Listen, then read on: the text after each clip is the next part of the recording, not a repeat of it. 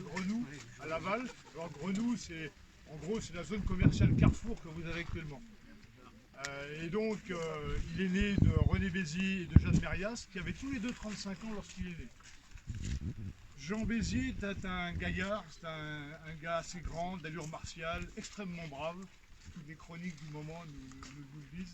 Mais par contre, aujourd'hui, on dirait qu'il était un peu bipolaire, parce que de temps en temps, il poussait des colères violentes, soudaines et complètement irraisonnées. Il est mort le 10 juillet 1815 à Montigny-le-Brillant, dont je vous parlerai tout à l'heure, concernant, et tout ça on le sait, par Michel Delabroise, qui avait écrit des mémoires, qui était le commandant second de Moustache à Montigny-le-Brillant. Alors, en fait, Jean Béziers rejoint la Grande Armée royale au début de la virée de Galerne. Octobre 1793, la Grande Armée est battue à Cholet, la Grande Armée royale est battue à Cholet, elle remonte sur Laval. Et avant d'arriver à Laval, on a à peu près 5000 pots de bique, des chouans, emmenés par Jean Chouan, qui rejoignent la Grande Armée aux portes de Laval. L'armée est commandée par Henri de la Roche-Jacquelin. Et simultanément, l'armée républicaine est sur Château-Gontier. On a à peu près 20 000 républicains sur Château-Gontier, commandés par le général d'Échelle. Et au sein de l'état-major de l'Échelle, il y a le fameux Westermann qui boude d'aller tâter les défenses royalistes et qui emmène 400 hussards pour aller aux alentours de Laval. L'échange est vif, qui se poursuit la nuit du 25 au 26 octobre 1793.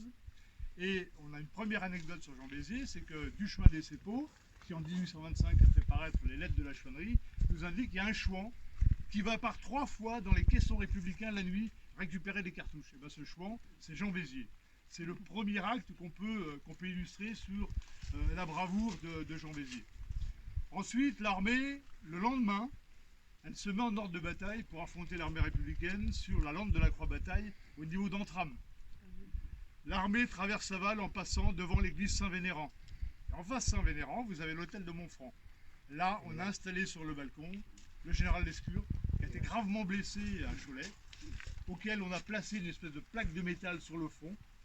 Et Lescure, qui était le premier mari de la future marquise de la Roche-Jacquelin, puisque plus tard, elle épousera Louis de la Roche-Jacquelin. Et donc, il peut saluer de la main les troupes royalistes qui se mettent en ligne sur les landes de la Croix-Bataille. Cet affrontement entre les républicains, les 20 000 républicains et les 25 000 royalistes sur la lande de la Carie, à Antram, est une victoire royaliste. Un peu grâce à Jean Chouan, puisqu'il indique aux royalistes comment contourner le dispositif républicain par un petit gué qui n'est pas très loin du pont de Briassé. Les royalistes perdent 400 hommes et 1200 blessés. Les républicains perdent 4000 hommes et tout le parc d'artillerie, à peu près 20 canons, et toutes les munitions qui vont avec. Ce répit va donner un mois à l'armée royale qui va progresser encore dans la virée de Galerne. Ensuite, on a Granville. À Granville, deuxième anecdote rapportée par Duchemin des Cépeaux. Jean Béziers grimpe sur le toit des maisons des faubourgs et fusille les républicains qui s'approchent des canons. On lui passe des armes chargées et Duchemin des Cépeaux nous dit à cette occasion-là, Béziers a tué 19 républicains sur les affûts de canons. Après Dole, la grande bataille de Dole-Intrain, commandée au début par Philippe de Talmont, de la Trémoille, seigneur de Laval, et la victoire est finalisée par Henri de la Roche-Jacquelin. C'est une grande victoire royaliste. Et puis ensuite, malheureusement, c'est Le Mans. Et après Le Mans, l'armée continue son périple, remonte vers Laval. Et c'est là où le colonel Moustache va quitter l'armée royale.